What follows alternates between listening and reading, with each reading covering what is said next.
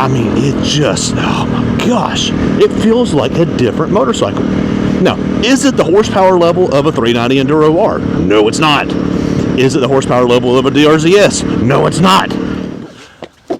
Hey guys, it's Alan, the Fireman 1028, and today I'm back with our 2022 Honda CRF300L, aka the KTM Killer. And today what we're doing is we're doing the final piece of the 550 Performance Stage 1.0 modification, and that is their ECU to match the other modifications that are part of the Stage 1.0 package. Now, to recap those, it's the 550 Performance airbox lid, and it's a full exhaust system. Now, I chose Yoshimura, and I worked with my friends at CRF Only for this system. I still paid for it, but they did give me a discount on it, so CRF Only, I am a CRF Only fans. That was a joke. So what this is going to do is that this is going to give us the additional fueling and the additional timing that we need to really maximize these other two modifications. And honestly, if you look at the cost for what you're going to spend for 1.0, this is the absolute best bang for buck that you can do to your CRF300L or Rally to get the performance gains without having to open up the airbox, without having to open up the engine and put in cams or big bore kits and everything else. Stage 1.0 is absolute best bang for the buck. Do this with some suspension work and you've got a really competent package that can hang with just about anybody. So this is going to put us really close at that 6,000 RPM power to weight ratio to our 390 Enduro R and to the DRZ 4S and anything else in that category right there. Top end, still not, we're not nowhere close to that, but at that 6,000 RPM off-road number, we're getting really close. So what we're going to do is we're going to run through the installation really quick, because again, we've already seen installation videos. You can go look at my past videos for that. And then we're going to do a quick good on-road test with this, and then we're going to do a really good off-road test and see how it compares to not only to our stock improved, but then also to our baseline number as well. So without further ado, let's get started. If you see anything that you like, comment, subscribe. Let's get to it.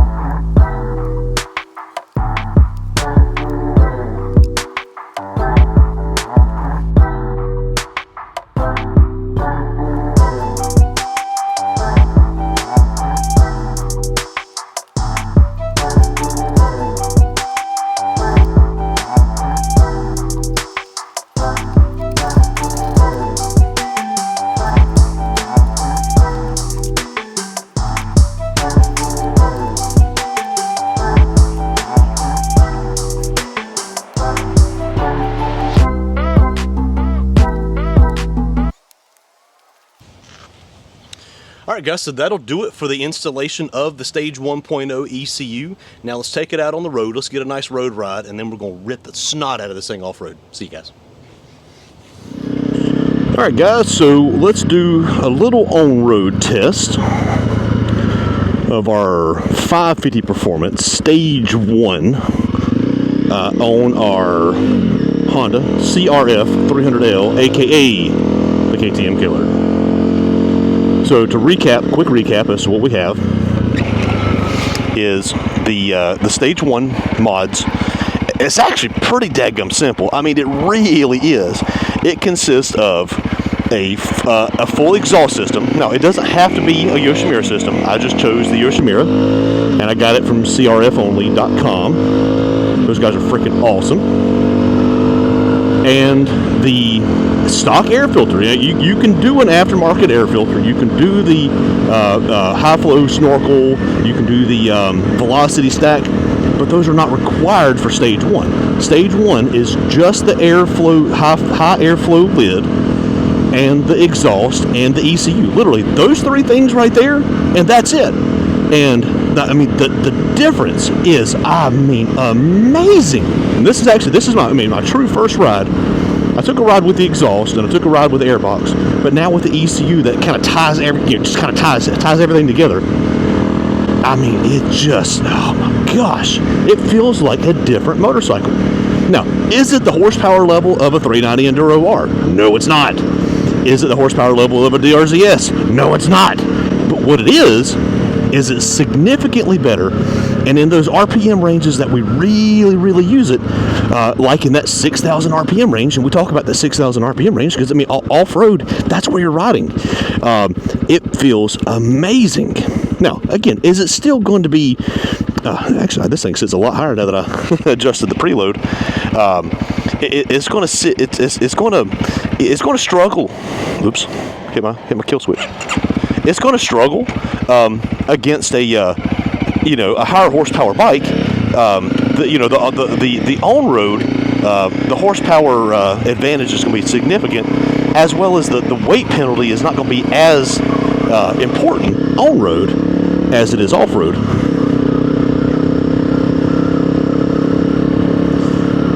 Because I'm telling you, even if you stopped right here, without any more mods, just say you spent, we'll at the end of this video, or maybe we'll do our own separate video and just kind of recapping all the stage 1 mods. The cost to buy a used 300L, and then the stage 1 mods and suspension, you could have an absolutely incredible motorcycle that will compete against anything in the class. Will it outrun them? No, but it'll compete with anything in the class. And you're spending $6,000 out the door. You're getting a Honda, and you're getting that Honda reliability without any BS like our 390 right now that we can't ride because we can't ride it. So anyway, I'll get off that. So let's. What we're going to do is we're going to pull over here right off the side of the interstate. We're going to do a little acceleration test before we get started here. All right, just do a little camera adjustment. All right, let's do a little 0 to 60. Ready? Let's pull on the road and go.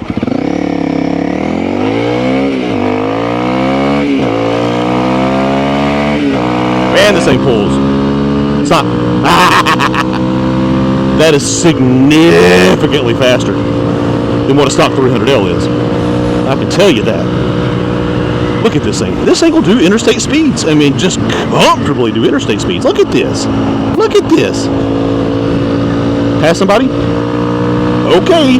Look at that! Ah! Holy moly.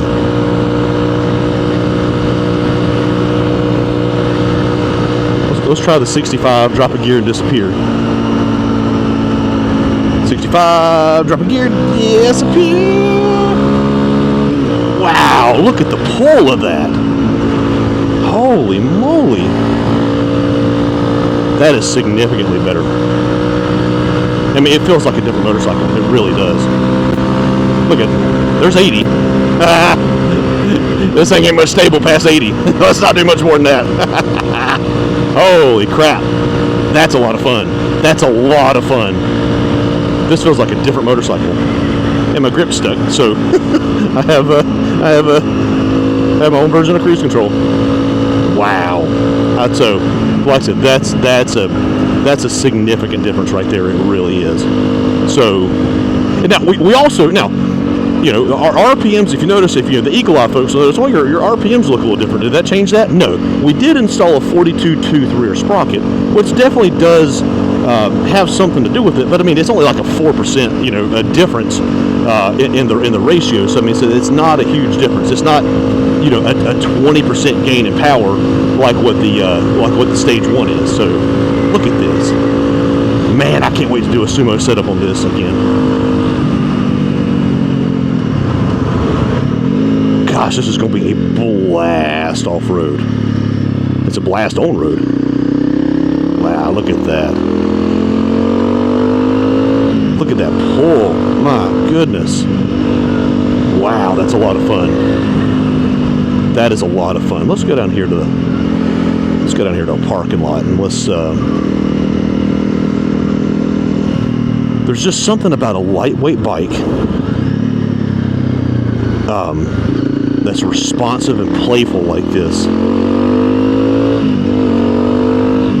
And it sounds freaking awesome at this point. Gosh almighty. Bump. Who cares? Another bump. Who cares?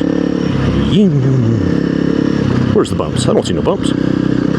Any speed bumps? All right, let's try some low speed maneuvers. That's what we're going to do. We're going to come over here and try some low speed maneuvers. Not blasting across speed bumps. So we want to test the low speed character of the bike and see how it feels versus the stock. Give it a little bit of brake action.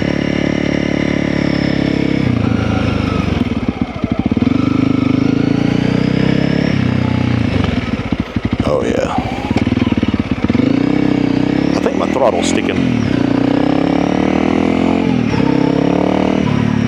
Wow, this thing feels great.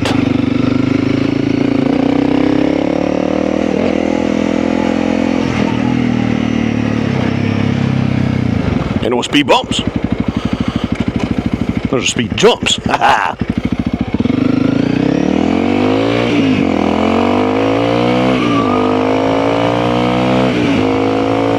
Again, it's still not going to. It's still going to lose out to a DRZ 4S or to a 390 Enduro R. But man, the lightweight of the bike combined with that additional power. Again, I could stop right here and be just perfectly satisfied. Holy moly, this feels like a different bike. Wow. All right, so like I said, that's going to end our on-road test of our initial impressions of our 390.